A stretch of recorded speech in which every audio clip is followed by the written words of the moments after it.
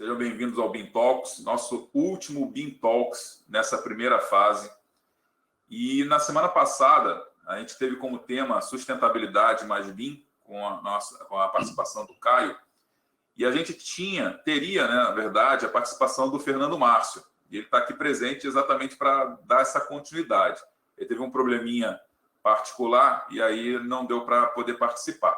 Mas está aqui o Fernando, né? O Fernando, ele é conselheiro federal do CAL e ele vai vir aqui mostrar para a gente um pouco da tese de doutorado dele, né, a respeito de implicações de ferramentas BIM na área de análise de eficiência energética e sustentabilidade.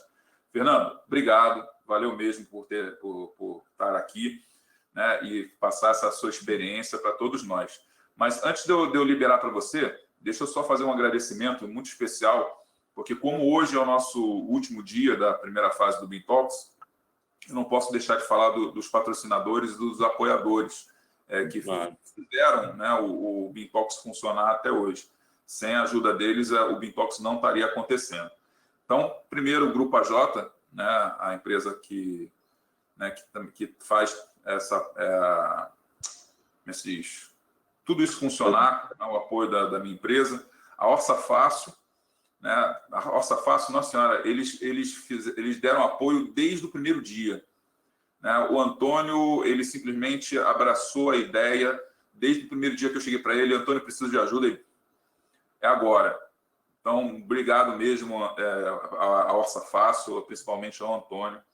A Mega, né, nós temos aí uma empresa que voltada para a questão de orçamentos em 5D e ERP, né, e também está ajudando bastante com isso.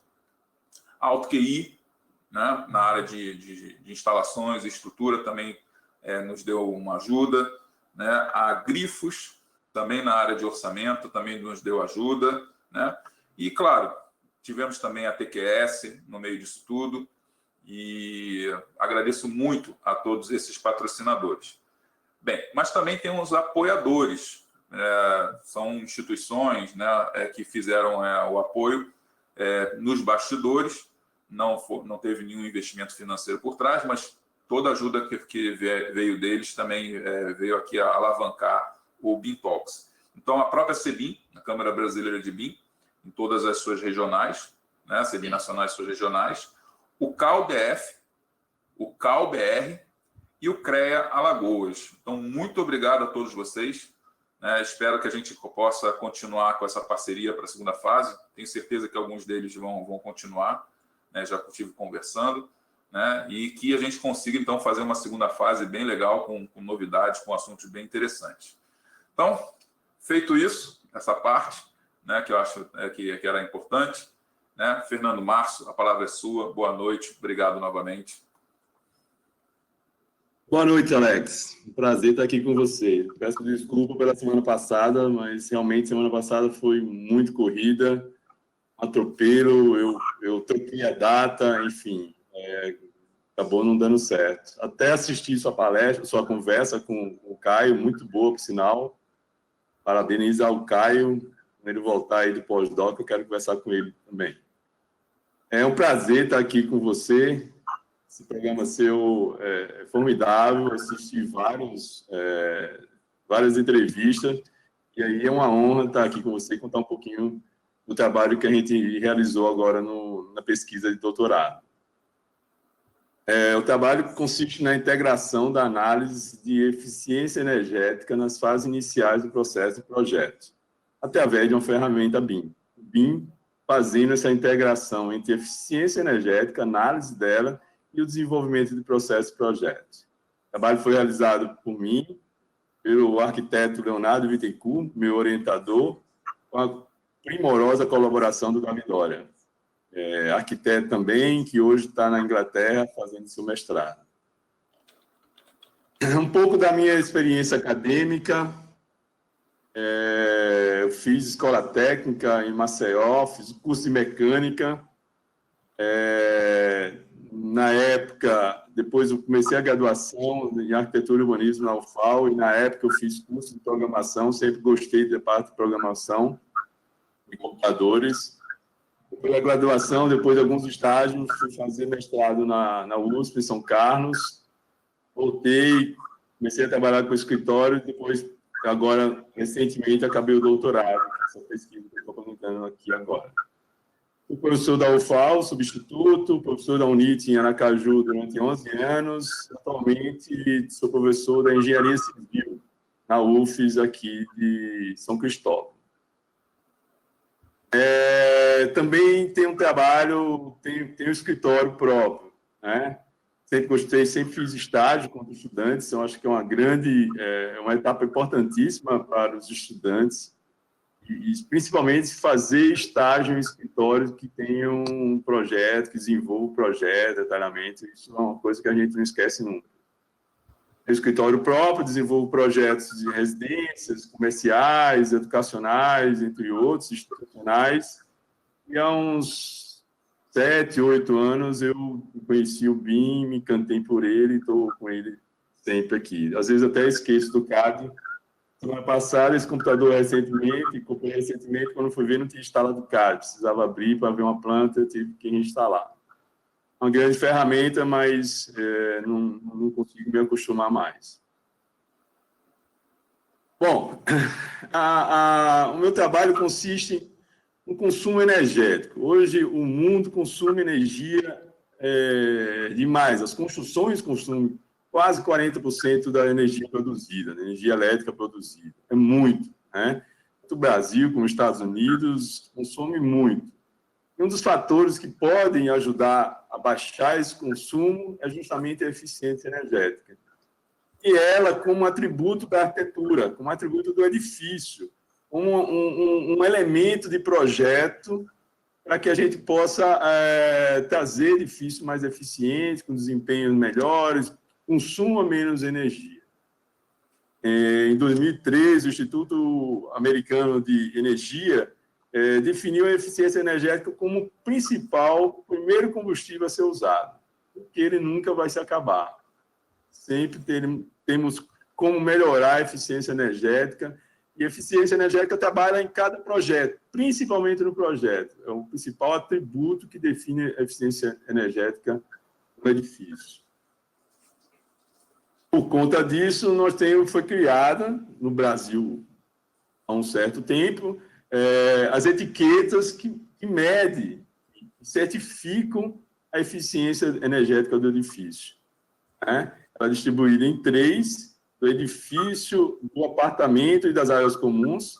Então, é uma etiqueta que vai definir, como ela define já há um certo tempo, de ar-condicionado, televisão, de aparelhos eletrônicos, a etiqueta agora define a eficiência energética do edifício.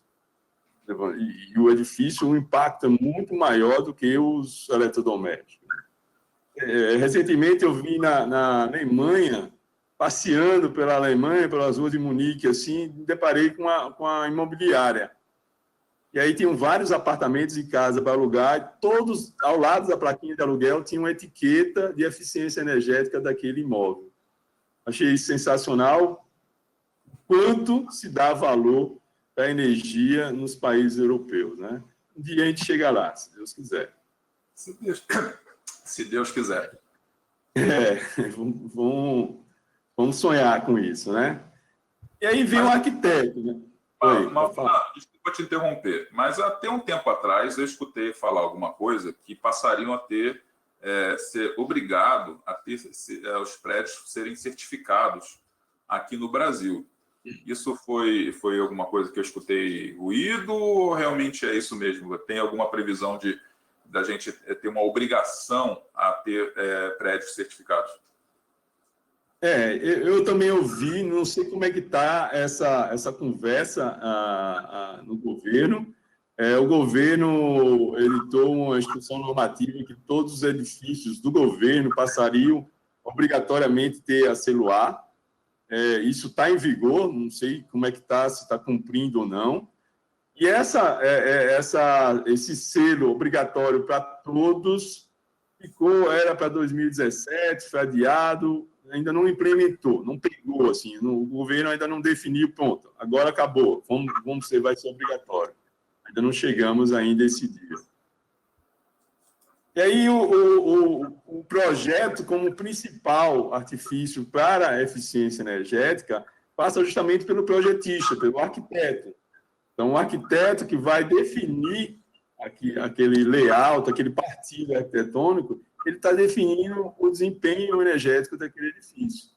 Aí, quando você está pensando, desenvolvendo o projeto, eu tenho várias ideias, eu tenho vários caminhos que eu posso seguir durante o projeto. E aí tem aquele cada um caminho desse vai levar a um desempenho diferente.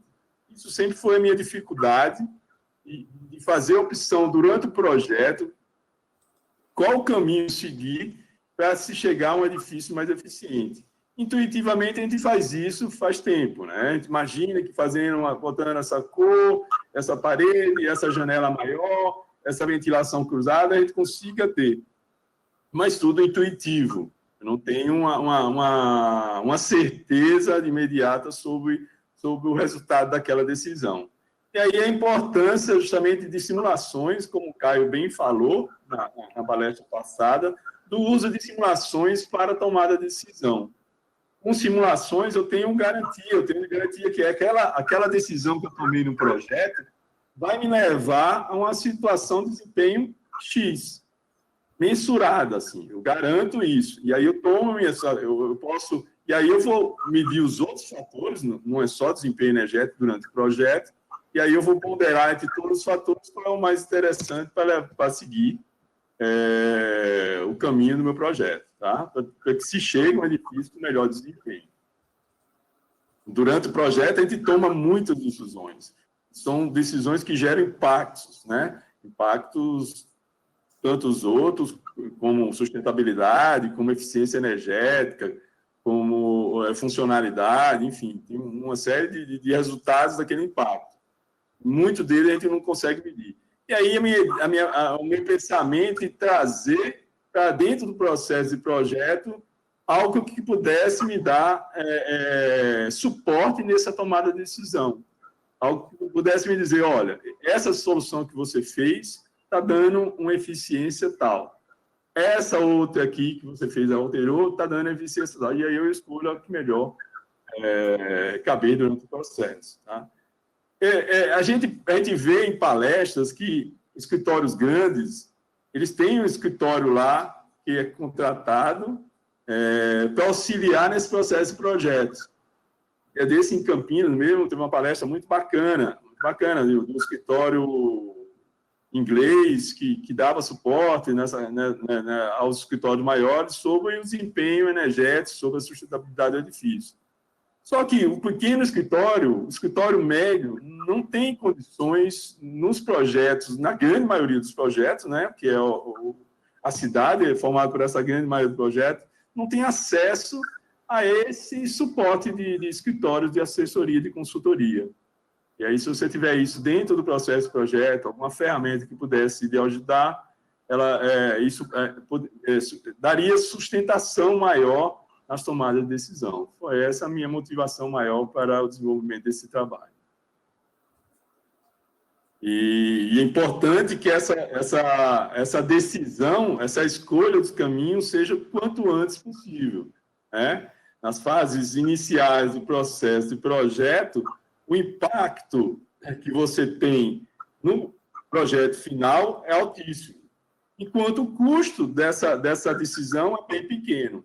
À medida que esse processo evolui para projeto executivo, obra, se eu tomar uma decisão na obra, o custo vai ser muito maior, vai ter que se desfazer, vai ter que refazer projeto, parar a obra, e o impacto vai ser menor, como diz nesse gráfico.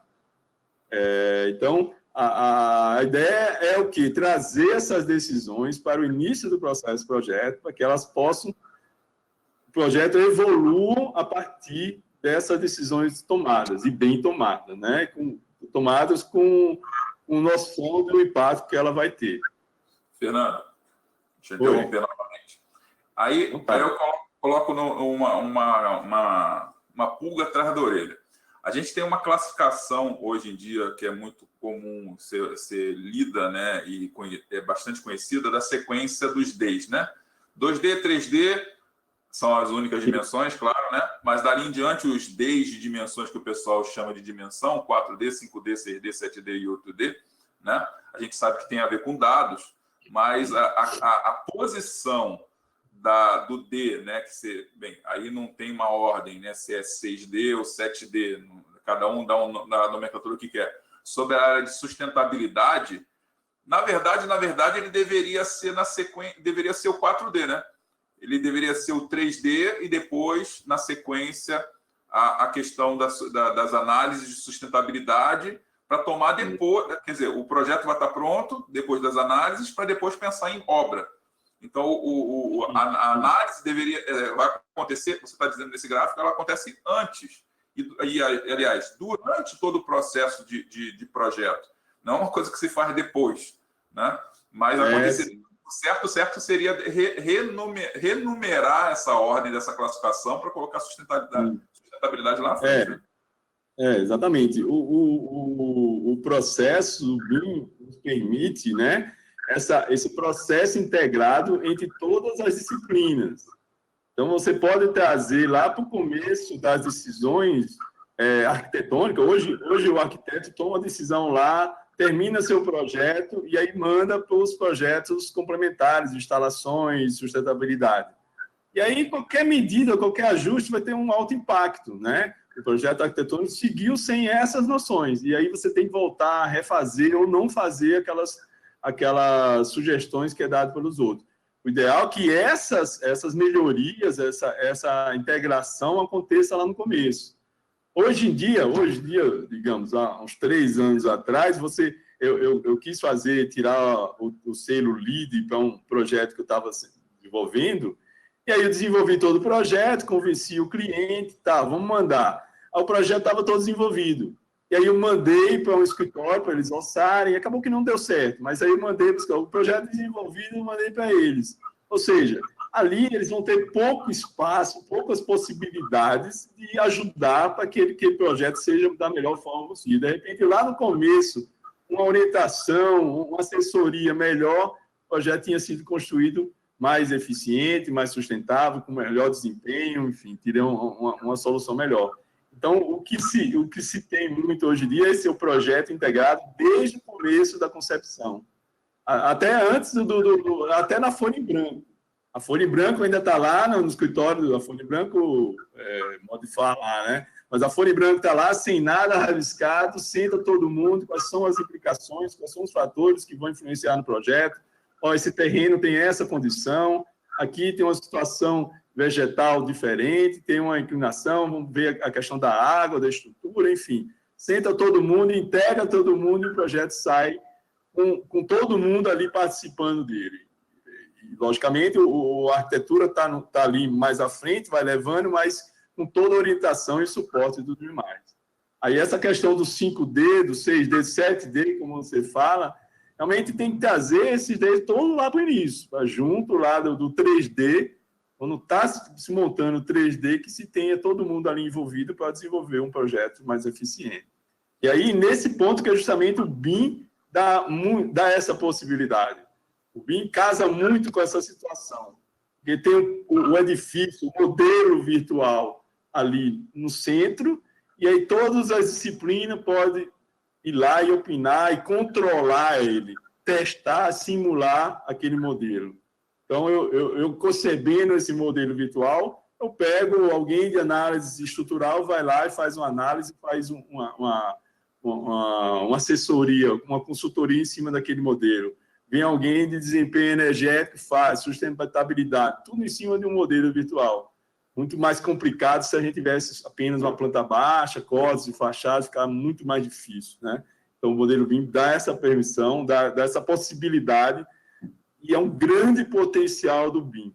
Eu enxergo assim, é esse modelo virtual centralizado para que se tome decisões integradas entre todos os agentes que estão ali. Fernando, deixa eu só fazer um comentário de um exemplo, de um estudo de caso. O meu escritório desenvolveu um projeto, trabalhei com vários escritórios em formato IPD, em projeto integrado, e nós tivemos o prazer de trabalhar com o pessoal da Qualiar. Inclusive, elas iriam falar aqui, a Milena e a Júlia iriam falar aqui, né? Mas vamos ter um outro momento para ter a apresentação da Qualiar. E isso que você acabou de falar fez toda a diferença. O projeto feito em BIM. Arquitetura, estrutura, instalações, todas. E a equipe da Qualiar, dando a consultoria de sustentabilidade, fez toda a diferença desde o estudo preliminar. A gente fazia todo o trabalho, passava pelo crivo delas, elas faziam os comentários, a gente fazia as alterações por conta das considerações dela, mas era assim, não era uma consideração apenas para arquitetura, era consideração para tudo. Foi muito legal o trabalho em conjunto, o trabalho integrado, e a gente realmente fez um projeto do BID, do escritório do BID lá em Manaus, né? E foi muito legal o resultado de velocidade, de qualidade, de todo mundo trabalhando ao mesmo tempo. É o que a gente precisa fazer hoje nos nossos projetos, né? Só que a gente não tem isso na cultura brasileira, de trabalhar de forma integrada, né? Não tem, mas vamos mudar isso, né? Vamos melhorar isso, eu acho que é o nosso papel, trazer e fazer edifícios melhores, né? Hoje em dia, a gente descobre na obra e tal projeto está de um jeito, o nosso está de outro, realmente é um desespero. Na obra, a gente vai descobrir coisas, assim, isso realmente não tem como mais ser, precisamos avançar, dar um passo a mais nesse sentido. E aí, o RTQ, né, que é o Relatório Técnico de Qualidade, que certifica, que dá o selo, a certificação de eficiência energética no Brasil, ele avalia 3 sistemas. Ele tem 3 avaliações lá. O sistema de aquecimento de água, bonificações que ele dá por práticas de sustentabilidade durante o processo, durante o projeto, dentro do edifício, e principalmente a envoltória do edifício. E a envoltória justamente ela surge aonde? Dentro do projeto de arquitetura, dentro do processo de projeto de arquitetura. E é ela que impacta mais nessa eficiência energética do edifício. Então, as paredes externas, o telhado, as janelas, as portas, esses são os elementos que vão definir se o seu edifício é eficiente ou não. Se a sua eficiência dentro ali, se o seu edifício economiza energia ou não. E isso é bem bacana, porque é uma responsabilidade grande quem projeta isso, mas, ao mesmo tempo, está na mão de quem está projetando. Então, dá para a gente melhorar e evoluir. Se a gente tiver algo que diga que o projeto está ficando eficiente, aquele envelope está definindo meu edifício como eficiente, pronto, fechou, a gente vai ter um processo de projeto que pode levar edifícios mais eficientes. O manual do RTQ, durante o cálculo dessa certificação, existe uma série de variáveis. Eu não vou citar aqui, mas só para vocês darem uma olhada, o equivalente numérico do aquecimento de água, da envoltória, de resfriamento, do ambiente de resfriamento, enfim, uma série de variáveis, graus-hora de resfriamento, indicador de graus-horas. Aqui você pode ver uma das equações do processo, com variáveis que entram nesse processo. E você imagina você no seu escritório fazendo o seu projeto, para um pouquinho, mudei a parede, defini, vou ali, faço essas equações de cada ambiente, permanência prolongada, calculo tudo. Daqui a 2, 3 dias eu volto, mudo de novo minha parede, mudo a janela, aí volto lá, faço as equações de novo. Realmente é inviável você ter isso durante o processo de projeto da forma como é feito atualmente, né?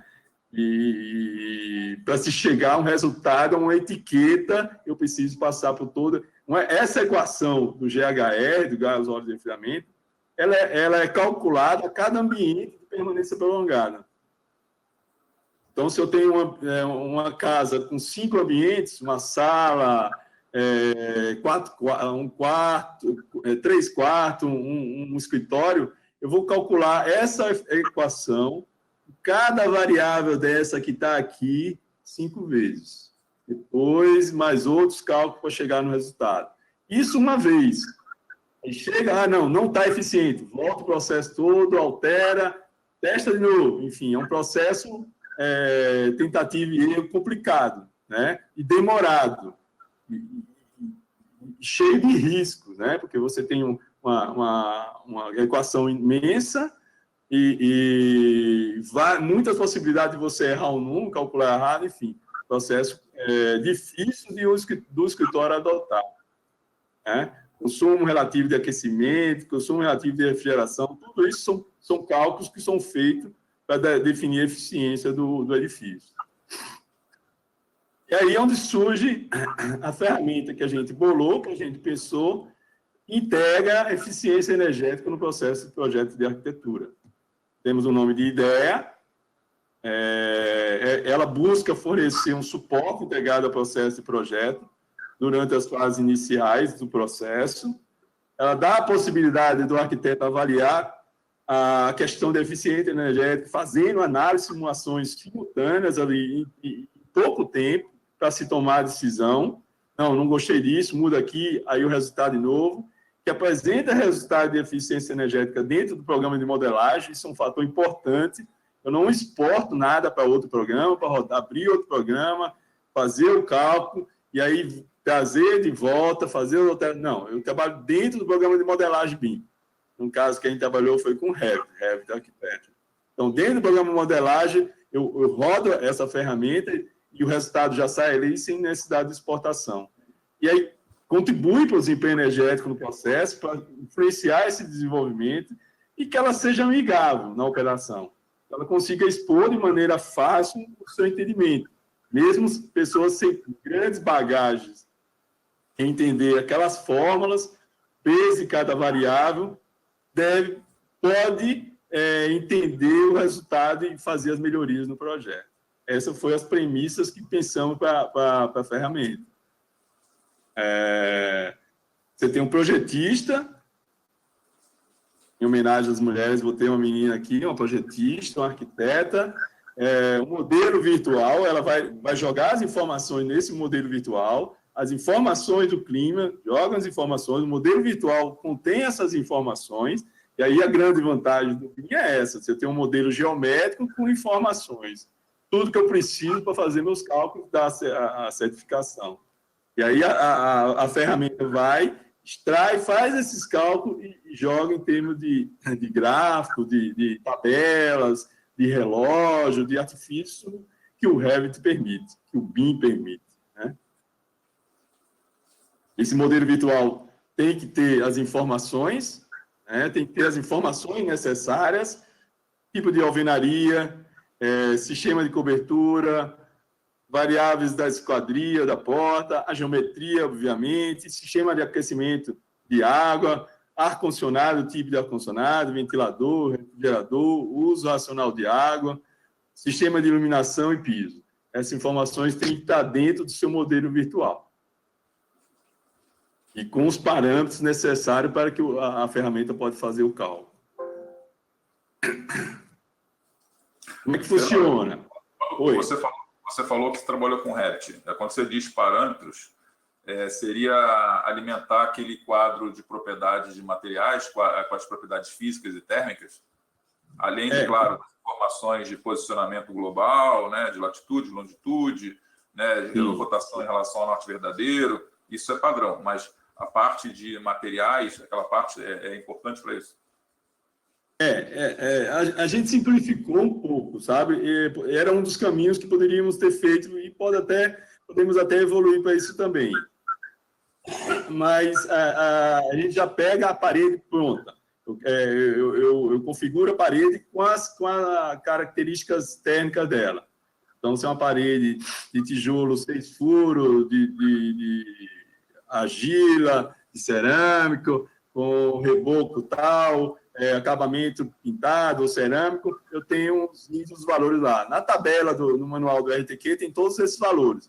A gente pegou tudo que está lá no manual, são as mais usuais dentro do cenário do Brasil, e colocamos dentro do template que a ferramenta usa. Então, eu abro lá e tenho lá as alvenarias já configuradas, e aí eu vou colocando dentro do projeto. As quadrilhas... Oi. Tá, mas ainda não entendi uma coisa. Você cria o parâmetro para colocar essas informações? Ah, tá. Eu crio o parâmetro, né? É justamente esse caminho que a gente tem aqui. Se eu tenho um projeto novo, eu vou começar do zero um projeto, por exemplo. Aí eu tenho um template pronto com todas essas famílias já parametrizadas. Todas as informações, então, aquela parede vai ter as características térmicas tal, vai ter um resultado, os dados estão todos lá. Já tem os relatórios configurados, já tem os componentes que eu uso configurados, então está tudo lá.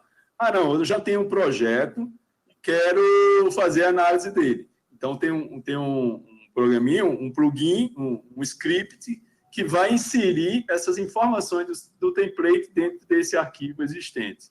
Ele vai jogar lá essas informações e aí você vai configurar, vai reconfigurar as paredes que você projetou sem as características necessárias. E aí, a partir disso, o modelo está parametrizado, organizado, está pronto, está preparado esse modelo, com as entradas, com os dados, eu processo as informações, onde ele faz análise dos pré-requisitos da unidade habitacional, gera resultados, os pré-requisitos da envoltória por ambiente, gera outro resultado, os cálculos necessários da envoltória de um modo geral, outro resultado, e as bonificações.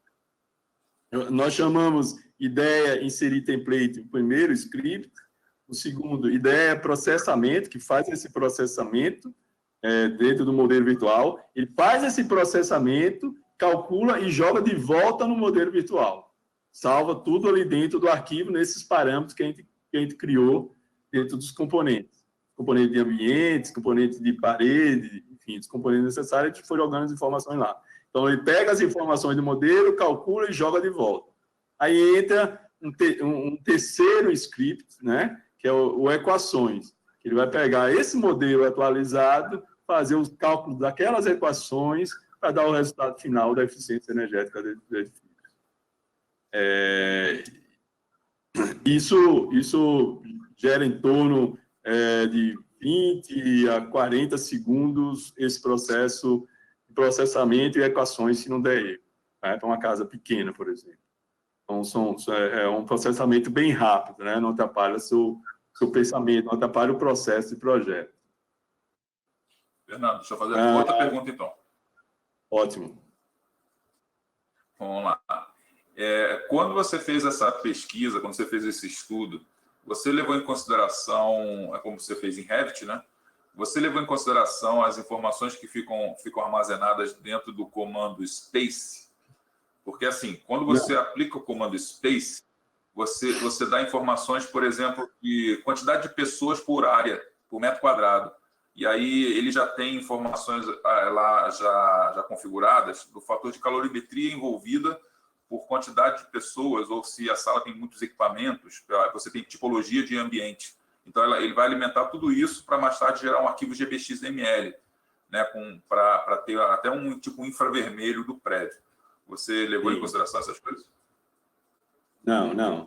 Essas informações a gente usaria muito para o cálculo de desempenho térmico, né? E as informações do room, do espaço, do ambiente, né? Elas já são suficientes. Ali eu consigo pegar os acabamentos da parede, acabamento de teto, de piso, fachada, tudo eu busco ali. Na verdade, eu assisti na sua palestra, o BIM Talk da semana passada com o Caio, que você comentou sobre esse comando Space, e eu fui pesquisar um pouco sobre ele. Bem interessante, não cheguei a usar, não chegamos a usar isso, não. Pode ser até uma boa dica para uma evolução da ferramenta. Beleza. E aí, a programação, um pouco da programação, né? Usou o Revit, né? O programa Revit Arquiteture. Usamos a linguagem de programação visual Dynamo. Excelente, uma possibilidade enorme de evolução do processo de modelagem. É fantástico os recursos que o Dynamo tem. E ainda tem a possibilidade de se usar o Python dentro do Dynamo. Rotinas que o Dynamo... A gente fez várias rotinas, usamos pacotes pré-definidos no Dynamo, inicialmente. Esses pacotes dão muito erro com atualizações. Resolvemos tirar os pacotes e colocar todos os comandos internos do Python do Dynamo, ou rotinas que eram necessárias buscar alguma informação que o Dynamo não dava, a gente fez uma rotina em Python. Trabalhoso, extenso, complicado, mas no final deu tudo certo. O script fica até mais rápido sem os pacotes do Dynamo. Esse é o IDEA processamento. Ele, sim, é um pouco complicado de se enxergar assim, mas cada caixinha dessa tem uma série de comandos. Alguns já é o próprio comando, chama nós, e aí esses fios vão ligando o resultado que sai de cada caixinha com outra caixinha. E a ideia aqui, de um modo geral, aqui as informações são buscadas no modelo, é feita uma organização dessas informações em listas, a sequência que elas vão saindo, é feita uma triagem dessas informações, cálculo dessas informações, testes para saber se a informação foi colocada, se está zerada ou se tem algum erro. É feita essa manipulação, esses cálculos complementares, e aí é salvo de novo no arquivo de modelagem. Então, a sequência é mais ou menos isso. Aqui dentro dessas caixas, em algumas dessas, tem rotinas em Python também, em algumas situações dessas que foi preciso. E aí, se abre isso aqui, aí tem outras linhas de programação. A equações também, né? Ela pega as informações lá no modelo, faz a organização dela, calcula insere aquelas variáveis, aqueles parâmetros, calcula toda aqueles GHR, CA, CR, e salva de novo lá no arquivo Revit. E é um pouco da prática, como é a modelagem para usar a ferramenta, né? Um arquivo é novo, se usa um template, foi configurado para isso, preparado para rodar a ferramenta. Nada impede de você incluir os templates que você usa, mas desde que os componentes tenham aquelas informações que a ferramenta precisa para calcular. Depois de aberto o programa, se verifica, por exemplo, aqui na parte de tabelas, tem uma série de tabelas já com os dados de entrada que tem que ter em cada situação dessa, nos ambientes, a cobertura. Então, você pode fazer uma verificação geral, se já está no arquivo aqui, se já consta. Nas informações de projeto, zona bioclimática, região, se é projeto multifamiliar, cota do meio-fio, para se achar a ventilação, uma série de informações. Observa que aqui tem essas informações que são de entrada, que você coloca de entrada no projeto, e aqui já foi calculado e já foi dito que o pré-requisito de ventilação foi atendido. A ferramenta já rodou e calculou que a ventilação cruzada no edifício está atendendo, bem como a ventilação e iluminação natural. E aí, algumas famílias que foram criadas para dar as bonificações, dar os resultados para requisito, aqueles reloginhos da eficiência da UH, de aquecimento, de refrigeração ou de resfriamento.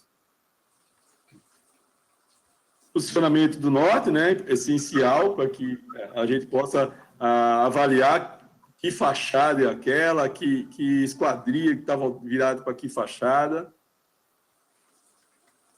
Modela-se as paredes, aí, como eu falei, dentro do template já tem uma biblioteca de paredes pré-configurada, com as informações necessárias para o processo, né?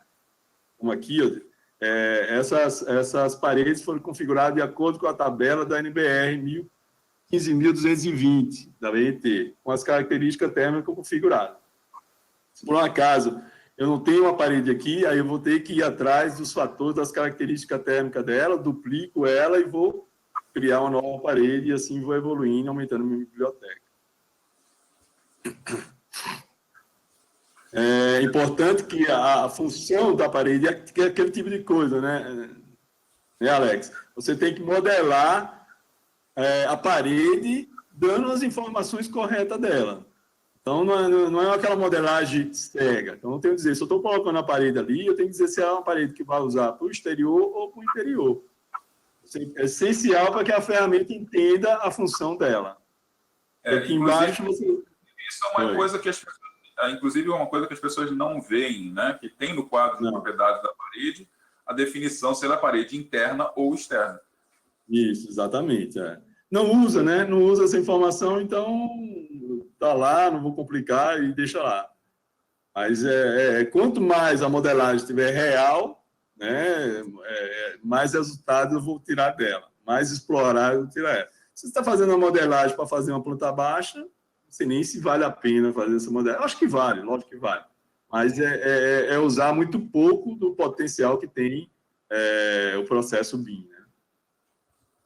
Né? E aí, a parede, ela tem que estar posicionada da forma correta, ou seja, essa setinha aqui, né, que você inverte o lado dela, que diz o lado externo da parede. Então, isso é uma preocupação que dá muito erro nas oficinas que a gente fez com a ferramenta. Na hora de modelar, o garoto, a menina, modela, nem sabe para que lado ela está, enfim, nem presta atenção. Aí você tem uma parede externa com o lado externo voltado para dentro. E aí é erro. Mas aí a ferramenta tem um artifício que vai te mostrando que está causando erro e você vai ajustando.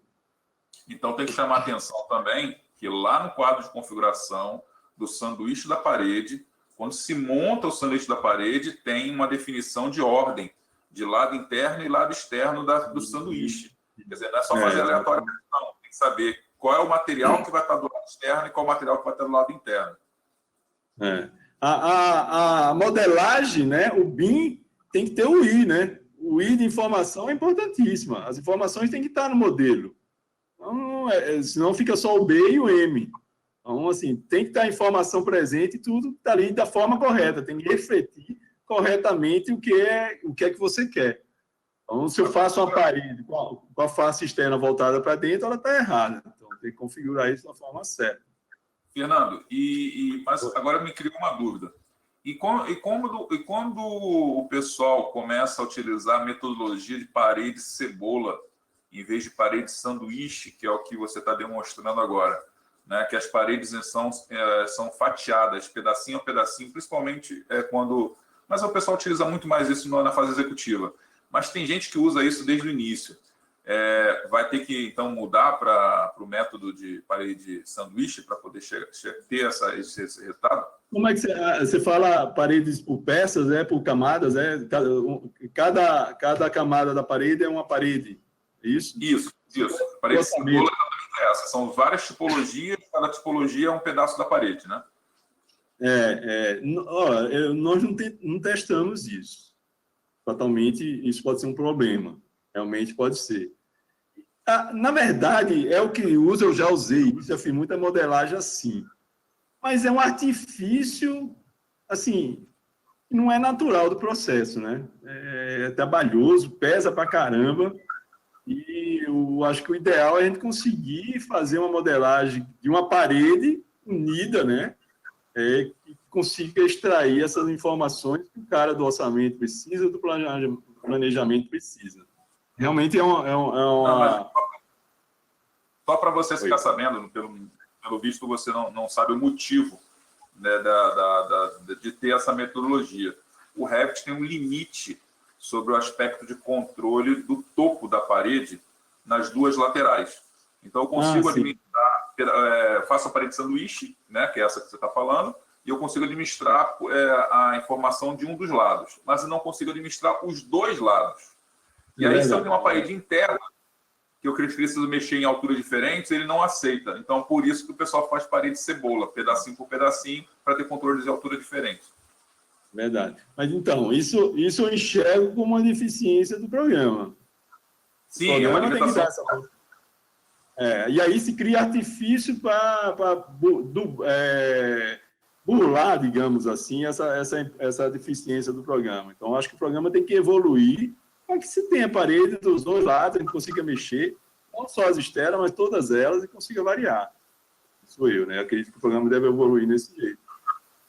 Não foi pensado esse tipo de parede. Não foi. Até porque nas fases iniciais do processo você não tem essa definição, né? Você não tem essa necessidade. Então, isso, como você falou, entra mais lá no executivo, já na modelagem mais final de acabamento, justamente o orçamento sair certinho daquele acabamento. Realmente não foi feito. Na modelagem da janela, definir o lado externo da janela, também a questão da setinha é importante, para que lado a janela está voltada. Isso vai definir a orientação da janela, se ela está para a fachada norte, leste, sudeste, nordeste, enfim. A ferramenta vai calcular de acordo com essa direção. Algumas informações sobre fator de abertura e iluminação, de ventilação, de sombreamento. Isso são parâmetros inerentes às esquadrias. As portas, da mesma forma, configurar se a porta vai ter uma função de iluminação e ventilação ou é só um fechamento. As mesmas características da janela. E aí vem a modelagem dos ambientes, né? Nos ambientes, tem que tomar alguns cuidados, entre eles, a altura que está esse ambiente. Se esse ambiente está com altura acima do teto, quando eu coloco o teto, ele interrompe ali e limita o meu ambiente. Se ele está muito abaixo, vai dar uma distorção na hora do cálculo. Isso é um erro que deu muito, né? Por exemplo, aqui você tem um ambiente que está abaixo do forro. Está com 2 e pouco, o forro está com 2,5, 3. Então, essa informação não pode ter. Esse ambiente tem que estar acima do forro, 4, 5 metros. Aí, quando eu coloco o forro ou o telhado, ele corta e nivela ele certinho. Isso é um detalhe também de modelagem, né? Não existe novidade nenhuma, a modelagem. Até para você ter o volume do ambiente, você precisa ter essa informação modelada corretamente.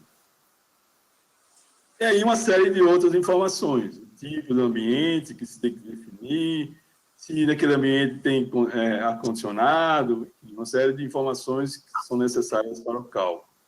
Modela-se o forro também da forma tradicional, modela-se a coberta da forma tradicional, não existe modificação nenhuma, com as características que ela tem. E aí também tem na biblioteca os forros do anexo do manual, os forros típicos dos UAIs no Brasil.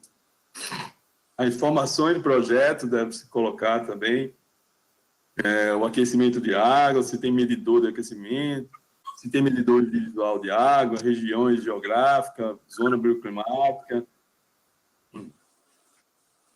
E aí eu abro o Dynamo Player, esse programinha que executa os scripts de programação. E aí ele é um tocador, né? Um tocador que abre ali. Antigamente, se abria o Dynamo, rodava o script, fechava, que não podia abrir 2 scripts simultaneamente, fechava um e abria o outro. Uns 2 ou 3 anos para cá, surgiu o Dynamo Player. Quando eu abro ele, eu tenho os scripts aqui disponíveis para executar. E aí eu executo inicialmente o processamento, clico ele aqui, ele leva em torno de 20 segundos. Se não tiver mensagem de erro, finaliza, ele fecha, e aí executa o IDE Equações. Mais ou menos também 15 a 20 segundos, e o resultado está pronto. Dentro da minha modelagem, eu não saio da minha modelagem para nada. Então, eu estou ali, vou lá no mês, na aba menos, e uso os plugins, os scripts que estão aqui. Fernando, estão fazendo pergunta. A gente está com um delay muito grande aqui, né? Então, o pessoal está fazendo pergunta de coisas lá atrás. Mas só para não ficar tão distante, já vou... Primeiro, o Rui Raoli mandou um abraço para você. Tá? Rui Raoli. Mandou um abraço. Beleza. E o André, ele está perguntando o seguinte, essa ideia não encontrei no site, ele pode dispor essa informação? Você perguntando se você pode dispor dessa informação para ele. Tá. Bom, eu defendi a tese agora. A ideia agora é amadurecer a ferramenta, fechar, envelopar. Por enquanto, o script está aberto. Fechar, envelopar, até fazer outras oficinas em outros estados. Minha ideia, meu pensamento é isso. fez oficinas aqui em Sergipe, fazer em Alagoas, fazer em Recife, Santa Catarina, em alguns locais, para amadurecer mais, dar mais rodagem para a ferramenta. Vão surgir alguns erros, algumas melhorias, e amadurecer melhor ela. E aí sim disponibilizar para todo mundo. Vai ser disponibilizado de forma gratuita para todo mundo. Espero que em breve. Bom, aí eu rodei a ferramenta e aí uma série de erros pode acontecer. Equivalente numérico do aquecimento de águas não está preenchido, a zona climática preencheu errada, a região geográfica tem que ser com as siglas, ambiente com tipo incorreto, enfim, uma série de informações que pode acontecer durante o processo. Se não deu erro, a gente tem nesse template já uma prancha padrão. Essa prancha padrão pode ser a prancha de eficiência energética. O que é que eu tenho? Um 3D de eficiência energética, a planta baixa, né? Normal do projeto. A verificação dos pré-requisitos, que foram atendidos, quais foram atendidos, quais não foram atendidos. As bonificações, quais foram e quantos pontos deram cada uma. O resultado das informações de projetos, os resultados dos pré-requisitos, os resultados dos ambientes. Eu tenho todos isso em dados, em números, né? E também temos as plantas com as cores da eficiência. Então, aqui tem uma sala, vai sair aqui a sala pintada de uma cor da eficiência que ela ficou. Aqui tem outra, aqui com relação à refrigeração, aqui com relação ao aquecimento, dependendo da cidade. Mais ou menos dessa forma. Isso é a planta com o cálculo já feito. Então, temos 3 ambientes nessa casa, os 3 deram eficiência C, o resultado das variáveis de verificação de pré-requisito e bonificações, uma tabela com os números. Quer dizer, a partir do momento que você já está dominando, já enxergou que aquilo ali é eficiência, eu quero saber o que não foi tão eficiente naquele cálculo. Então, eu tenho tabelas com resultado aqui que eu posso aprofundar e buscar mais informações sobre o porquê. Que variável eu preciso melhorar para poder evoluir, se é aumentando a janela, se é trocando a parede, se é trocando o telhado, se é botando um forno, se é aumentando a sala, se é aumentando o quarto, se é mudando a janela de posição, se é girando o projeto, enfim, você vai começar... A princípio, quem não tem noção de eficiência energética, a grande maioria das pessoas, não vai saber quais são os fatores que implicam mais naquele resultado. Com a cor, você vai saber do resultado. E aí você, se você tem uma série de domínio, um mínimo domínio, você vai começar a mexer. Vai aumentar a janela, vai mudar a parede, vai testando para ver como vai melhorar a sua eficiência. Esses foram alguns resultados de projetos residenciais das oficinas que a gente realizou. Eu peguei alguns para colocar aqui. E esse é um multifamiliar em teste que a gente está. Aqui um modelo muito típico do Minha Casa Minha Vida, que é a casa tipo sobrado. São 2 pavimentos de sobrado aqui, ele todo. E aí você dá para ver... Oi. Essas caixinhas coloridas são ambientes, são rooms? Essas caixinhas coloridas são os ambientes de permanência prolongada. São elas que influenciam, elas que são calculadas. Banheiro, cozinha, corredor, não entra no cálculo. Eu sei, mas falando em Revit, são os elementos chamados ambientes ou rooms? São os rooms, isso. Beleza. E aí a gente tem uma cor nele, isso é dentro do Revit. De acordo com o resultado lá que foi colocado nele, ele nessa vista, ele vai pintar de uma cor. Então, se o resultado foi de 1 a 2, ele pinta de vermelho, enfim, aí ele vai calculando isso. Show, ficou muito legal. E assim, não só legal, assim, o pessoal a gente fez a oficina com 17 participantes. Praticamente ninguém tinha experiência em eficiência energética. Praticamente ninguém. Hoje em dia é muito difícil, pelo menos aqui em Sergipe, você tem uma experiência, saber como faz. Alguém tem noção, já tem ouvido falar, mas com as cores, com os ambientes, eu consigo enxergar. Eu sei que aquele meu quarto ali, ó, um quarto lá atrás, está dando vermelho, está muito ruim. O que é que ele tem? Possivelmente ele está voltado com poente. Somente a janela está pequena, somente o acabamento da parede, enfim. Aí ele vai mexendo nessas variáveis, roda de novo, mais 20, 40 segundos, ele já tem um outro resultado. E aí ele vai mexendo e rodando até se chegar ao resultado desejado. Nas oficinas, o resultado foi muito bom, conseguimos atingir bons resultados de eficiência, de uma evolução boa de eficiência. Casos começaram tudo laranjinha lá, chegou a um verde, ou a certificação B. Poderia, se tivesse mais tempo, se evoluiria a chegar a um A. Isso, eu dei um curso e eles começaram a modelar. Em 40, 50 minutos, eles já estavam extraindo o resultado.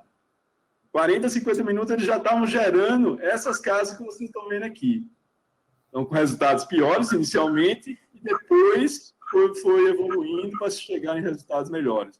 Serve ter uma casa aqui mais verde escura e outra mais verde clara.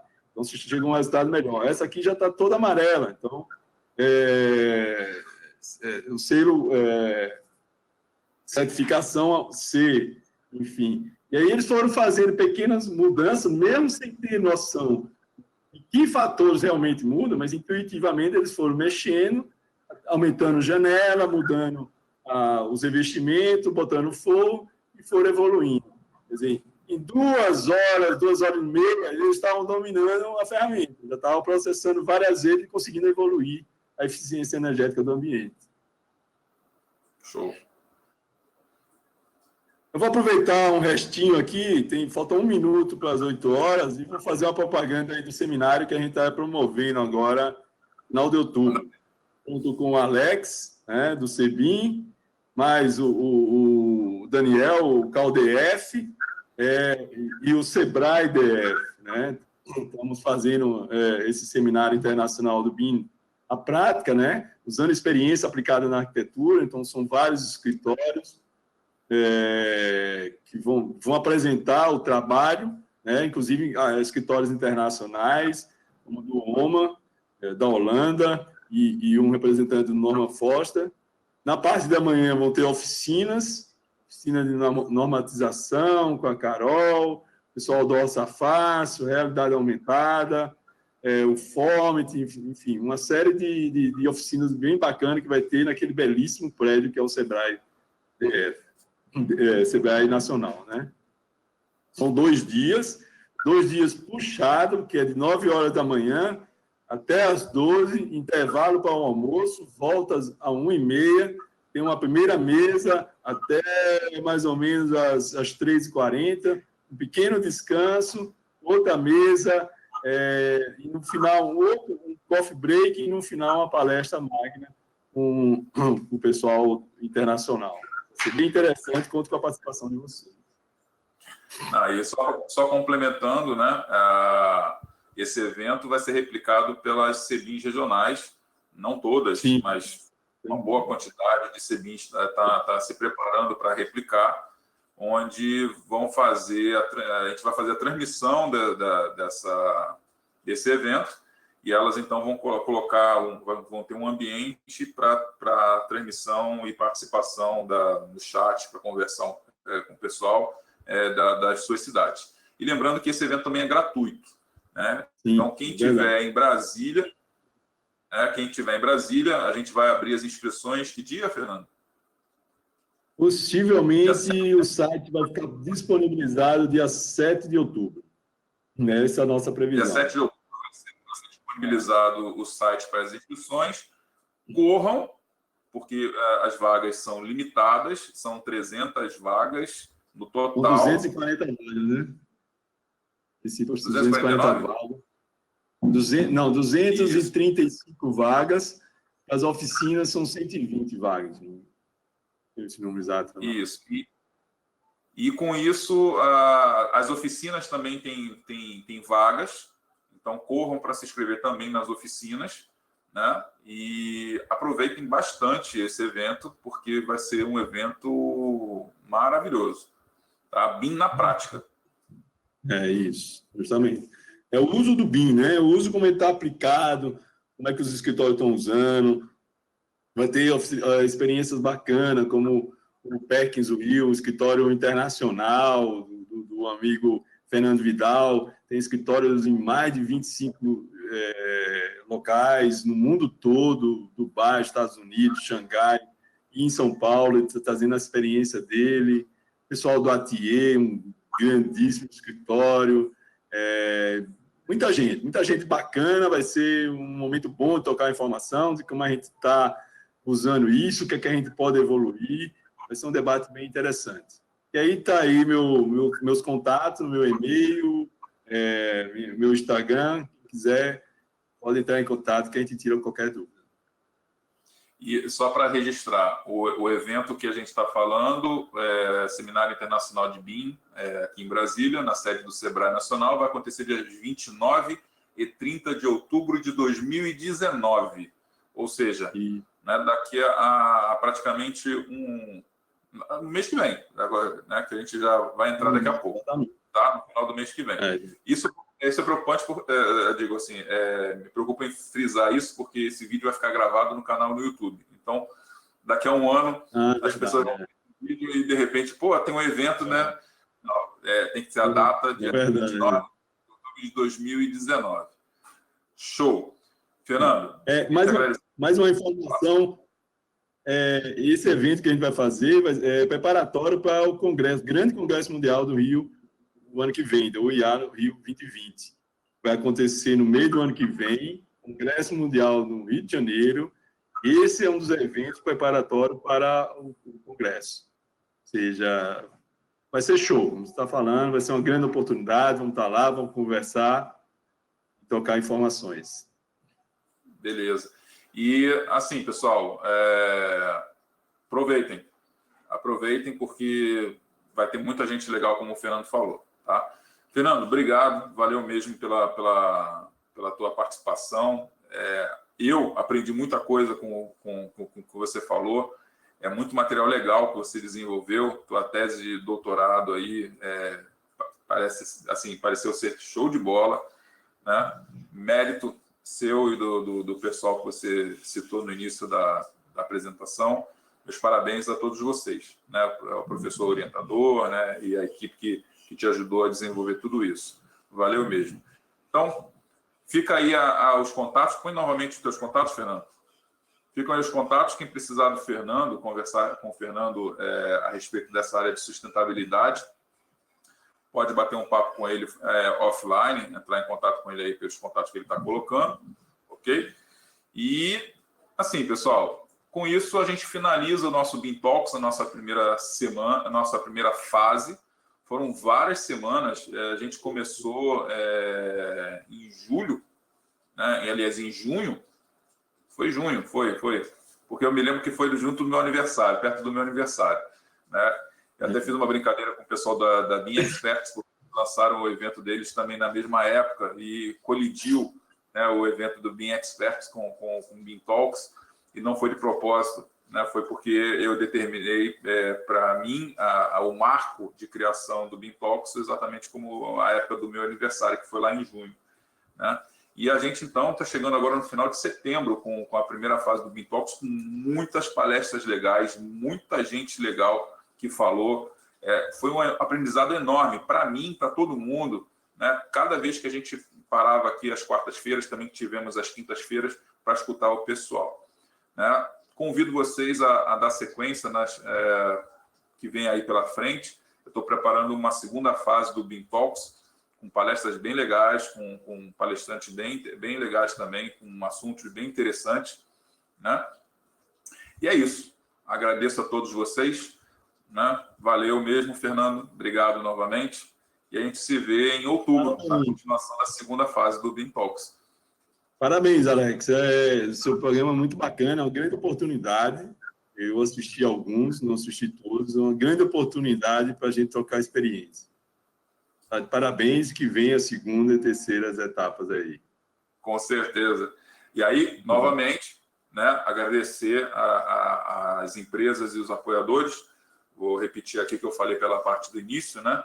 De repente as pessoas não teve um probleminha de conexão que eu percebi quando a gente começou. Então, não sei se as pessoas ouviram, então vou repetir.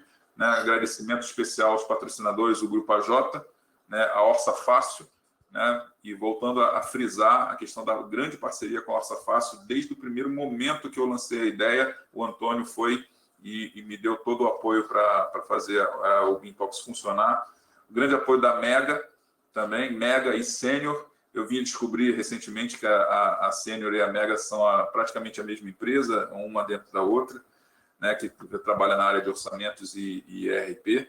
A AutoQI também ajudou bastante. A Grifos também e a TQS. Então, foram essas empresas que me ajudaram a fazer o Bintox funcionar durante todo esse período. E, claro, os apoiadores. Também não posso deixar de agradecer por todo o apoio que a CEBIM e as suas regionais fizeram para a divulgação desse material. A Prendabim, eu esqueci no início, Marcelo e o pessoal da Prendabim também pela divulgação. CalBF, Daniel, obrigado pela ajuda. Fernando, em nome do CalBR, obrigado pela ajuda. Né? E olha o nome dele, é Dacal, é o presidente do CREA de Alagoas. Né? Então, um grande agradecimento também para o Dacal, né, que é o presidente do CREA de Alagoas, também pela ajuda toda que ele deu aqui para o Bintox. Tá? Então, pessoal, lembrando que todos esses vídeos ficam gravados no meu canal do YouTube, para vocês verem, reverem a quantidade de vezes que vocês quiserem, replicarem, espalharem aí com colegas e amigos. Tem muita coisa interessante. O pessoal que está estudando, fazendo pós-graduação, mestrado, doutorado, tem muito material bom de apoio, de referência para vocês poderem trabalhar. Tá? Não esqueça, dê um like lá nos vídeos, tá? Isso ajuda lá no canal também a se manter lá. Falou, gente. Muito obrigado. Uma ótima noite, um ótimo resto de semana. Fernando, obrigado.